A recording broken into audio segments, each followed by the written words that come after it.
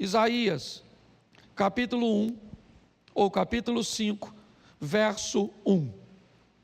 Agora cantarei ao meu amado o cântico do meu querido a respeito da sua vinha. O meu amado teve uma vinha num outeiro fertilíssimo, e cavou a terra, e tirou as pedras, e plantou as melhores mudas de videira. No meio da vinha, ele construiu uma torre, e fez também um lagar. Feche os seus olhos. Senhor nosso Deus e Pai, em nome de Jesus, eis aqui a tua palavra, continua falando conosco, e usa-me, ó Deus, nesta noite. Fala conosco, ó Pai, em nome de Jesus. Você pode dizer amém? Vamos pegar essa parábola narrada pelo profeta Isaías. E eu quero pegar 6 pontos dos 2 textos que lemos, para que entendamos o que Deus está tentando nos dizer. Os 2 primeiros versículos que lemos fala de alguém que tem uma vinha, de alguém que tem uma propriedade, e nessa propriedade ele vai tomar algumas decisões, ou vai fazer algumas coisas por essa propriedade. A primeira coisa que eu queria ver com você é como essa propriedade foi adquirida, porque na verdade essa colocação é um paralelo. É como se o dono da vinha fosse Jesus. Ele é o proprietário, mas como ele adquiriu essa vinha? Por que é que há tanto investimento nela? Primeiro uma compra, e nós vamos descobrir como ela aconteceu. Depois nós temos uma série de eventos de proteção. Ele cerca a propriedade, porque agora ela é dele. Então o seu primeiro passo é cercar, é mostrar para todos os que passarem por ali, que eles entendam que agora aquela propriedade tem dono, ela tem um proprietário que a comprou. Após cercar, ele vai ter o cuidado de limpar, e nós vamos fazer então uma transição dessa parábola para a parábola do semeador, e vamos ver qual é o propósito de remover as pedras.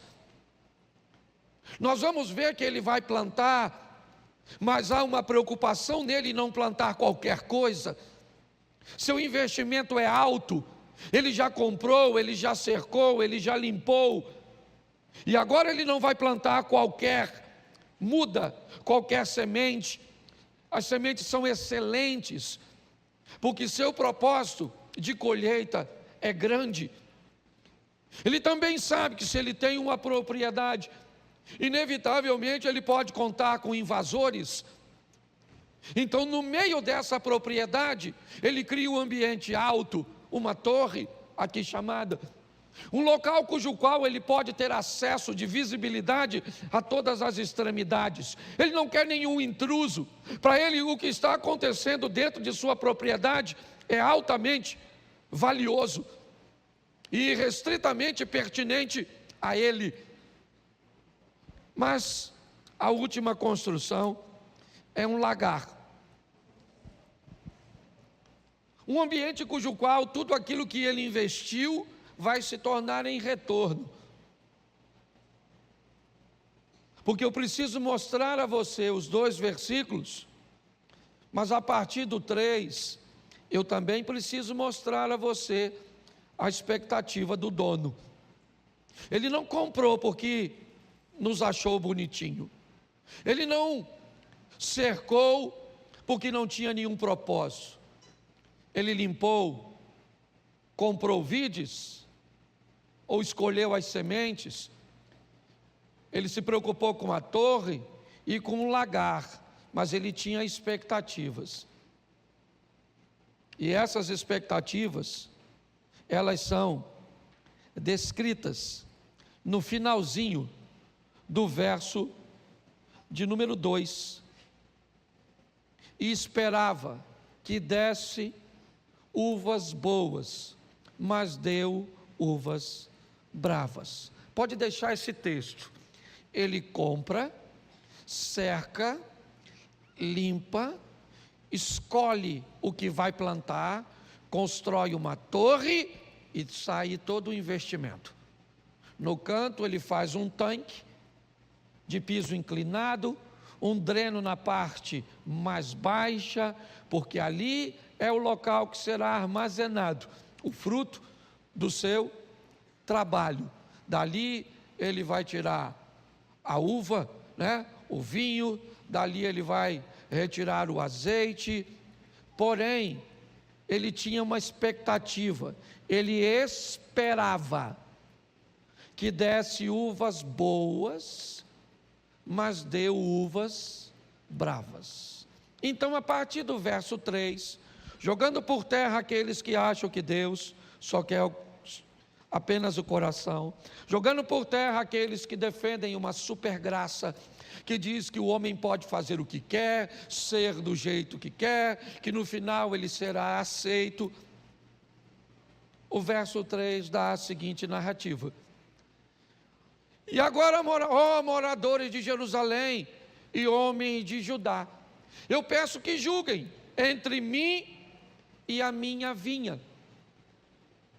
Verso 4: que mais se podia fazer a minha vinha que eu não lhe tenha feito? E como, esperando eu que desse uvas boas, veio produzir uvas bravas? E agora lhes darei a conhecer o que pretendo fazer com a minha vinha. Vou tirar a cerca que está ao redor, para que a vinha sirva de pasto. Derrubarei o seu muro, para que ela seja pisoteada. Farei dela um lugar abandonado, e não será podada, nem cevada, mas crescerão nela espinheiros e ervas daninhas. Também darei ordem às nuvens, para que não derramem chuva sobre ela. Vamos lá, porque a vinha do Senhor dos Exércitos é a casa de Israel, e os homens de Judá são a planta preferida do Senhor, certo? Este esperava retidão, somente até aí. Preste atenção, porque é importante você e eu entendermos isso. Primeiro, que esse texto está falando de nós na atualidade. O povo escolhido, a Israel do Senhor hoje, somos nós. A todos quantos receberam a Jesus, Ele deu-lhes o direito de serem feitos filhos de Deus. Nós recebemos em Cristo o direito de sermos feitos filhos de Deus. Então, se entendemos esse processo, vamos descobrir que precisamos nos tornar produtivos, que precisamos valer um investimento. É assim que funciona. O texto diz que quando a resposta ela é negativa, e eu acho isso muito legal, apesar de termos uma visão coletiva, o texto também fala de nossa individualidade, porque é muito importante nós entendermos a importância da nossa comunhão, vivendo junto e criando esse ecossistema para receber outras pessoas, mas nós não estamos totalmente interligados. Porque se alguém planeja ser desobediente e viver ao lado de um desobediente, nós teríamos praticamente duas vinhas diferentes em cada um de nós.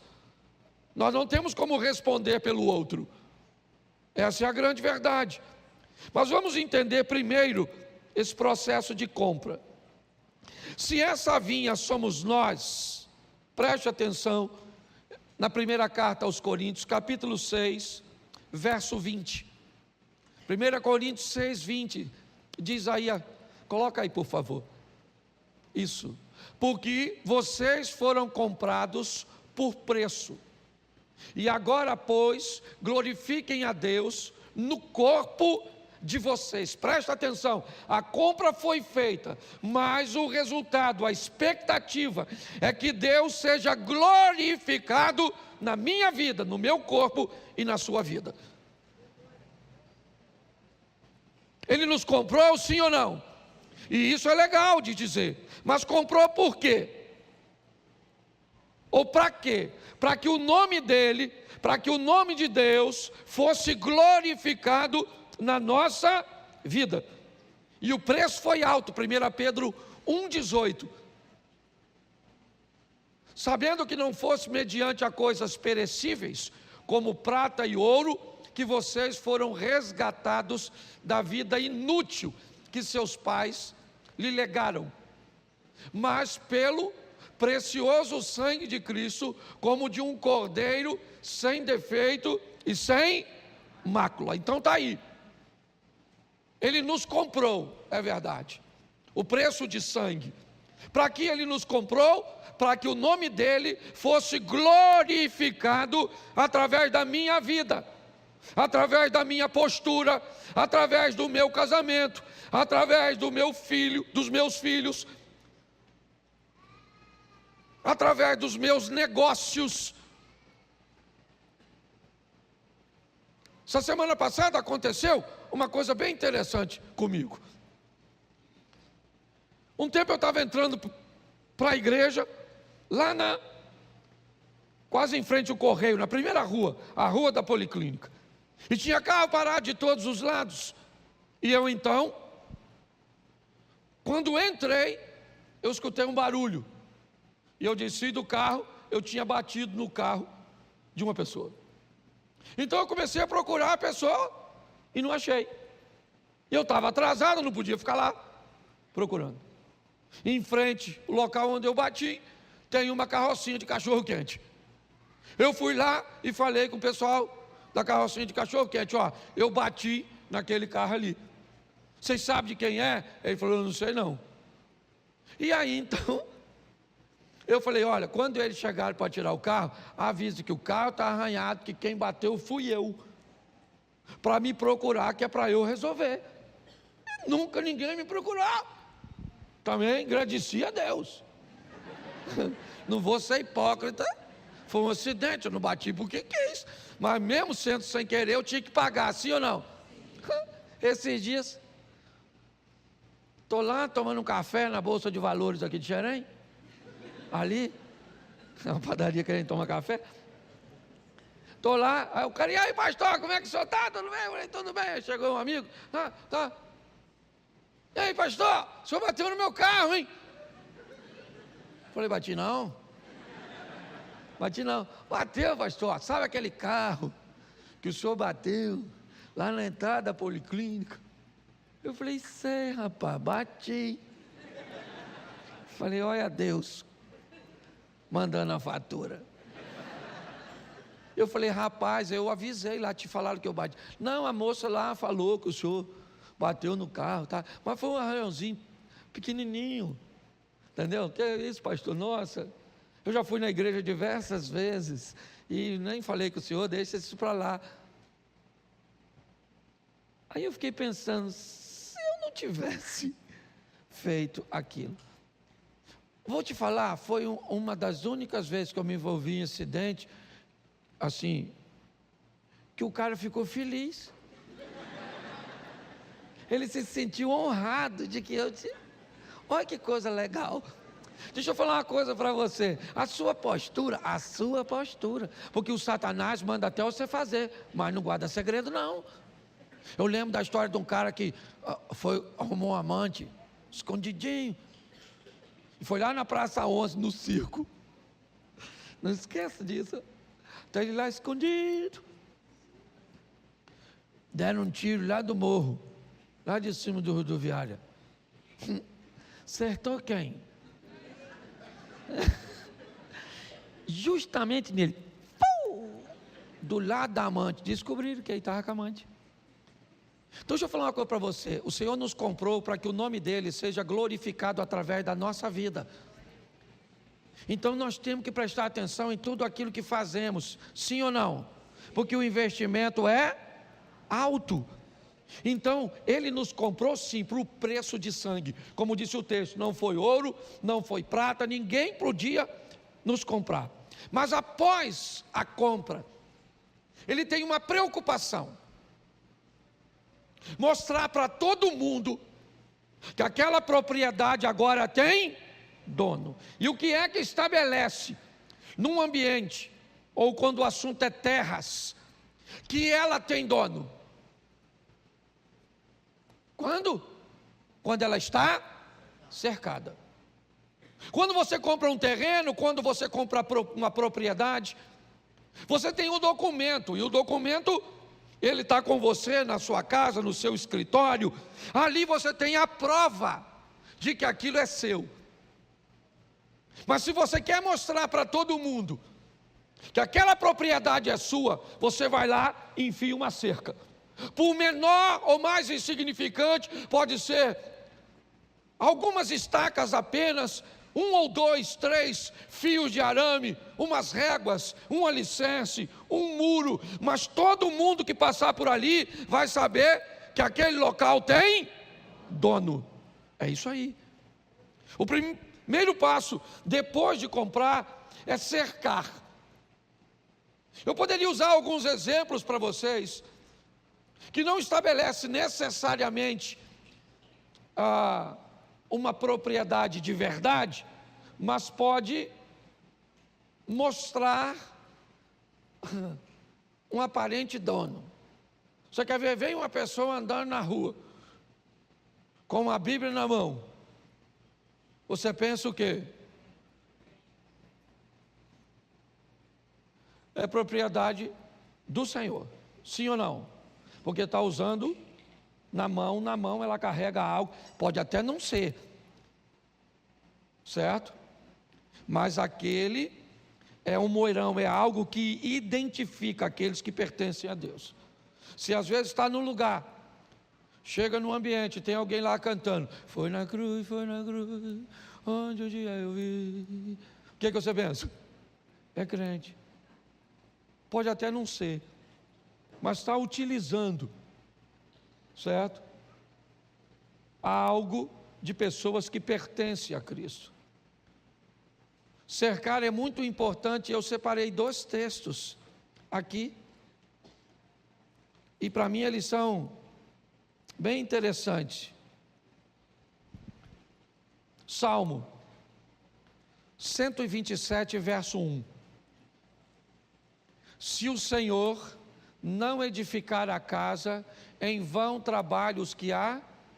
Se o Senhor não guardar a cidade, em vão vigia. Deixa eu te explicar uma coisa desse texto, que por muitas vezes foi mal compreendido. Preste atenção. O templo tinha sentinela, sim ou não? Sim ou não? Então por que o templo de Deus e as coisas de Deus tinha guarda, se Deus guardava? Você já parou para pensar nisso? Às vezes algumas pessoas me perguntam, pastor, eu confio em Deus, será que meu carro precisa de seguro? Eu confio em Deus, será que eu preciso de um plano de saúde?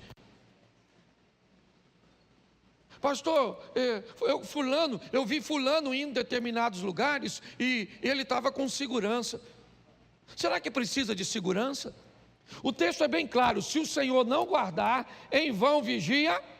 Então o texto diz que existe um sentinela, sim ou não? Existe um sistema de segurança, existe uma prevenção, e ela vai proteger de tudo aquilo que conseguir proteger. E se ela não conseguir proteger, quem é que entra em cena? O Senhor. Nós precisamos entender essa expressão, guardar a cidade. Entendemos que a Bíblia nos diz que o Senhor dá ordem aos seus anjos, para que eles possam se acampar ao redor daqueles que o temem e o livram. Salmo 34, 7. Então eu preciso entender que quando eu tenho sobre mim essa cerca que ele estabelece, seja a cerca da palavra, seja do louvor, da postura, da moral, da ética, tudo isso que eu convivo, quando alguém olha para você, mesmo que você não fale nada, ele começa a identificar que você tem um dono, porque nesse mundo só existem dois donos, um dono verdadeiro e um suposto dono, e você vai se parecer com um deles. Com o que, pastor? Com a cerca, com aquilo que te cerca, com aquilo que te envolve.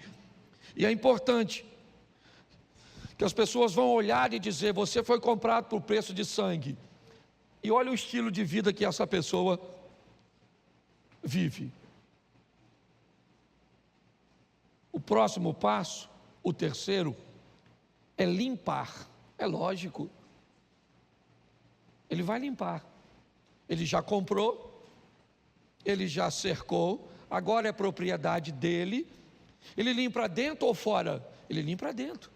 A propriedade é a dele. Então ele vai entrar e vai limpar das pedras. Mateus capítulo 13, coloca para mim, por favor. Verso 20 e 21. Mateus 13, 20. O que foi semeado em solo rochoso, com pedras, esse é o que ouve a palavra e logo recebe com alegria, mas ele não tem raiz em si mesmo, sendo de pouca duração. Quando chega a angústia ou a perseguição por causa da palavra, ele logo se desvia ou se escandaliza. Preste atenção. O texto diz que ele cerca e a primeira coisa que ele faz é remover as pedras. Ele vai usar o solo. Então ele retira as pedras. Por quê? Porque ele vai semear. E as pedras são inimigas poderosíssimas para as raízes. O que faz uma planta se estabelecer são suas raízes. São elas que determinam basicamente a sua estrutura para suportar ambientes de seca, intempéries como vento, enxurrada e tantas outras coisas. Quanto mais enraizado a vinha ou essa muda estiver, quanto mais profunda for suas raízes, quanto mais estabilizada for seus posicionamentos, mais adversidades elas enfrentarão ou estarão prontas para enfrentar. Por isso que nós vemos pessoas que você observa e elas chegam num ambiente, cresce com uma facilidade muito grande, aparece, desponta, quer cantar, quer trabalhar, quer ir para os ministérios. Eu fico lá fora, eu fico aqui dentro, eu vou para o ministério infantil, eu estou no Manhã com Deus, eu estou na oficina da alma, eu participo de tudo, mas é só aquecer um pouquinho, é só criar uma dificuldade e pronto. Ela se escandaliza, ela vai embora. Estava mal intencionada? Não. Ela só não tinha profundidade o suficiente para, no momento de escassez, ter uma fonte de onde ela iria retirar seus nutrientes, sua água, recursos, para que elas consigam se manter firmes, muitas vezes secas. Você viaja para algumas regiões, até mesmo aqui no Brasil, mas tem algumas regiões que, se você chegar no ambiente, você vai ver basicamente todas as árvores secas. Não tem uma folha nela. Seca, seca de seca. Se você não tiver acostumado, você pensa que se tacar fogo naquilo, pega tudo. Mas se você chegar pertinho dela e tentar quebrar um galinho, você vai ver que ao invés de quebrar, ele vai envergar. O que indica que ele não está morto, ele está seco, porque o ambiente externo não é agradável. A umidade desapareceu, a chuva não aparece, o vento arrancou as folhas, a terra começou a rachar, e do que ele está sobrevivendo? Daquilo que está lá embaixo. Lá de baixo ele está tirando suas forças, ele está tirando seus nutrientes. Por isso que a Bíblia chega a dizer que a fé é loucura para alguns. Porque quando você olha em torno da pessoa, todo o ambiente é inóspito, é inadequado, é um ambiente onde todos morreriam, mas ele não está sobrevivendo da periferia do ambiente que está em volta. Ele está tirando recursos lá do eterno, lá de baixo, porque ele está, profundo, enraizado. E isso só acontece com quem remove pedra. Pastor, está aí as pedras, certo? As preocupações, angústias, perseguições, tantas coisas que ele usa como exemplo. Quando ele vai falar dos espinhos, na mesma parábola do semeador, ele fala de coisas materiais, mas agora ele está falando de coisas emocionais. Jesus compra você, cerca você, mas não pode limpar você. Você não se permite, porque para limpar a lâmina do arado, ou a perfuração mais antiga de um arado feito de madeira, é doloroso. Enfiar na terra, abrir aqueles sulcos, aquelas valas, sabe? Tem que firmar, o boi vai puxando e eles vai firmando, ou então aquela lâmina torta que vai cortando, vai mexendo, aí começa a mexer nas suas memórias, começa a mexer nas suas lembranças, aí começa a mexer nas suas angústias, nas suas decepções, e aí isso começa a te ferir. Então você não quer que mexa, você quer continuar na igreja com Jesus cheio de pedras. Ele é seu dono, ele é seu dono. Você está cercado, mas você não produz. Porque quando ele tenta te limpar, você recusa, porque a limpeza é desagradável, ela é desconfortável. E vá que quando a lâmina passa, ela traga lá do fundo uma pedra e ela apareça. E talvez você não gostaria de descobrir que você tem pedras, que você tem obstáculos. Então você não quer que ninguém veja. É melhor você não produzir do que alguém enxergar as suas mazelas, as suas pedras. E ele limpa das pedras. João capítulo 15, verso 3. Olha só, João 15, 3. Vocês já estão, por causa da que vos tenho, vós já está limpo, por causa da palavra que vos tenho, ou que lhes tenho falado. Essa é eu sou a videira, vós sois as varas, aquela que está em mim, essa dá muito fruto. Preste atenção, o paralelo é o mesmo.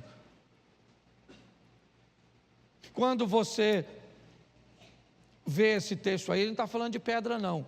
Vós já estão limpos. Essa limpeza é a poda. É a remoção de uma área improdutiva de uma planta. É alguém que tem interesse de que outras áreas recebam total atenção de nutrientes e de produtividade. Então, se tem um galho produzindo aqui, e tem algum brotando desse lado aqui,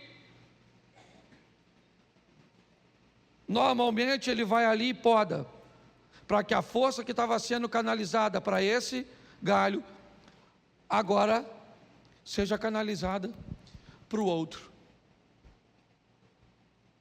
A limpeza nem sempre é remover as pedras, não. Às vezes também é a poda e a remoção de áreas que te tornam improdutivos, que faz com que você não produza, e isso precisa sair da sua vida. Agora vamos ao quarto. Plantou de excelentes. Eu gosto dessa expressão, excelentes.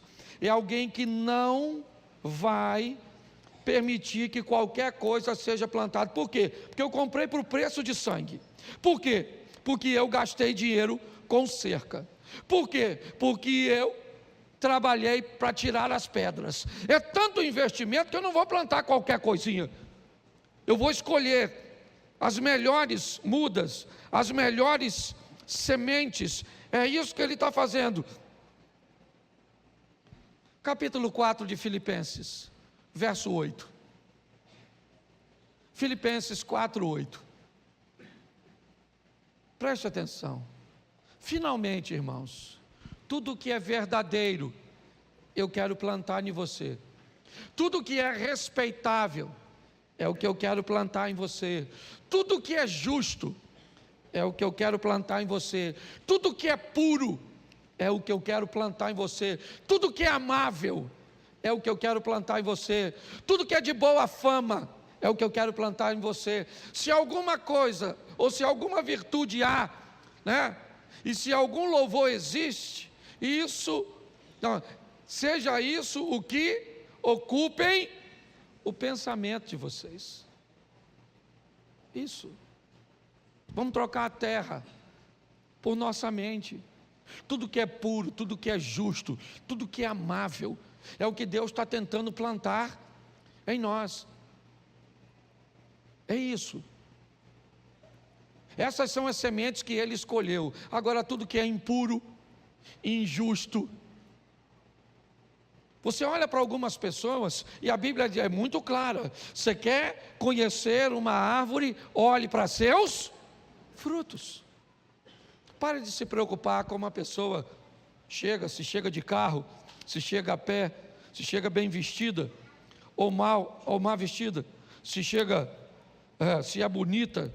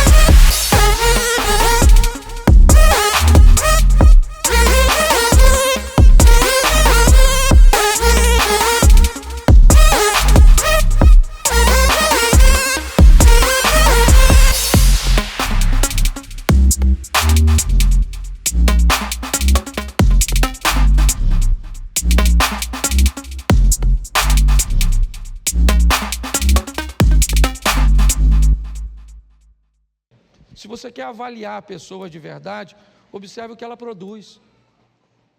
É a produtividade que determina, né, a qualidade. Então ele está dizendo, o que é puro, o que é verdadeiro, o que é honesto, o que é justo, é o que eu estou tentando semear dentro de você. Se você não produz, sabe o que é? É que o que estão plantando, ou que você está permitindo, ou se permitindo plantar, é uma coisa diferente. Então por que é injusto? Por que é impuro? Por que é pornográfico? Por que é desonesto? Por que é escandaloso? Por que não é amável? Por que a fama sempre é ruim? Por que não tem virtude nenhuma? Por que não tem nenhum louvor? Por quê? Por causa da semente. Mas pastor, está tudo certo. Vamos lá. Vamos para a Bíblia. Vamos lá. O homem planta, e à noite vem o inimigo e semeia o joio. Lembra a parábolazinha? Sim ou não? O proprietário não plantou o trigo, mas de noite veio o inimigo e plantou o joio. Preste atenção. Hoje Deus está tentando plantar o amável, o justo, o honesto, o verdadeiro, o puro, tudo em cada um de nós. Mas o inimigo também está querendo jogar sua sementinha. Mas quando é que nós vamos descobrir isso? No final da parábola. É no final da parábola que nós vamos ver. Mas a proposta de Deus é: eu comprei, eu cerquei, eu limpei e eu plantei de excelentes vides. Mateus 26, 41. Vigiem e orem, para que não caiam em tentação. O espírito na verdade está, mas a carne é. Eu gosto dessa expressão vigilância, porque é isso que ele estabelece na torre. Um ambiente de vigilância. E pensa num domo da rocha extraordinário. É o sistema de vigilância de Deus. O que ele protege? Ele protege a videira. A videira foi limpa, ou o terreno foi limpo, por causa da palavra. Então vamos lá, deixa eu te explicar uma coisa. O vigia sempre vai mostrar. Sempre. Se você não vai conseguir enxergar o alerta dele, preste atenção, no meio da vinha, no coração da vinha. Eu estou aqui no meio da igreja, estou no lugar alto, eu tenho visão de todas as extremidades. Qualquer ambiente que o inimigo tentar atacar, eu tenho condições de visualizar. Porém, uma coisa você precisa saber: todas as vezes que tem uma torre, e que essa torre é de vigilância e é de segurança, o indivíduo que vai prestar serviço ali tem que ter o quê? Coragem. Porque um vigia frouxo, um borra-botas, um Zé Ruela, o vigia tem que ter coragem. A torre foi estabelecida e Deus diz para você assim: olha lá, ó, tentando entrar na sua casa. Está tentando entrar. Olha lá, tentando entrar no seu casamento. Olha lá, tentando entrar nos seus negócios. Olha aí, ó. Você está parando de orar. Isso é um alerta que o inimigo está entrando. Se a palavra de Deus não está entrando, alguém vai entrar.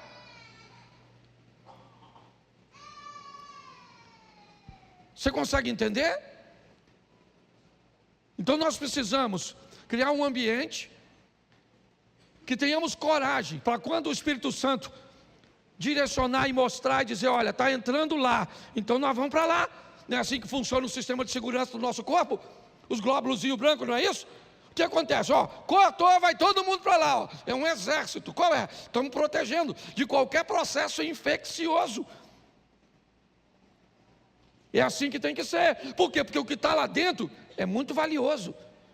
Alguém pagou com sangue, alguém cercou, limpou, plantou de excelentes vides, e agora está lá o sistema de segurança. Já é a segunda vez. Primeiro ele cerca segurança, agora ele estabelece um ambiente, um observatório. É isso que era a torre, para que o inimigo não entre. Mas ele construiu nela um lagar. Mateus capítulo 5, verso 13, coloca aí, varão. 5,13. Vós sois o sal, e se o sal vier a ser sem sabor ou insípido, como lhe restaurará o para nada mais, senão para e ser pisado pelos? Verso 14. Vós sois, ou vocês são, a luz do, se não, é porque eu fico com um texto na outra tradução. Não se pode esconder uma cidade situada no alto de um monte. Vamos lá, até o 16. Bota o 15. Isso. Nem se acende uma lamparina para colocá-la debaixo de um cesto, mas num lugar adequado, onde ilumina bem a todos que estão na... Verso 16. Assim também brilhe a luz de vocês diante dos, para que vejam as obras que vocês fazem e glorifiquem o Pai de vocês que está nos céus. O investimento é o mesmo. Vocês são o sal da terra, videira. Sempre algo que está produzindo para um ambiente coletivo, para que todos que olharem para você, para os seus negócios, para a sua vida, para a sua família, glorifiquem o Pai de vocês. É assim que funciona. Então o investimento foi feito. Agora, eu vou te mostrar. Se você não lembra, deixa eu te mostrar. Números 23, 19. Deus não é homem, nem filho do homem para que mude. Será que, tendo ele, não... Então deixa eu falar uma coisa, por favor, está na Bíblia. Quando alguém vier falar com você, não é bem assim. Deus não mente, e o que Ele falou Ele vai. Então bota no Apocalipse para a gente causar terror na turma. Vamos para o Apocalipse 22, 15. 22 de Apocalipse. É que o irmão botou o restante do texto lá. É bom que o povo lê. Fora ficarão os cães, os impuros, mas quem mais? Idólatras, e todo aquele que ama e pratica essa turma aqui é a mesma da vinha, que farei, que mais poderia fazer entre eu e a minha vinha que não tenho feito? Então agora o que eu vou fazer? Eu vou arrancar a cerca, vou botar os outros para pisar, e vou tacar fogo, e vai se lascar. Quem é que está lá dentro? Eu e você. Então deixa eu falar uma coisa para você. As pessoas estão perguntando, todo mundo aí. Pastor, Jesus está voltando. Pastor, o que eu faço? Meu Deus, estou com medo danado de ir para o inferno. Já foi. Se você está com medo de ir para o inferno, significa que você está lá. Você não tem que ter medo de ir para o inferno. O inferno não é para você, é para o Satanás. A Bíblia diz, o inferno foi feito para o Satanás e para os seus, só que eles estão se sentindo solitários, que é a companhia. Então o que ele fez? Arrumou uma vaga para você, esperando você lá no inferno. Você quer ir? Mas tem gente que não quer, mas vai. Então o que nós temos que fazer? Pastor, quando é que eu sei que eu vou para o céu? É fácil. Sabe quando você vai para o céu? Quando o nome de Deus é glorificado através da sua vida, porque isso é produtividade. Quando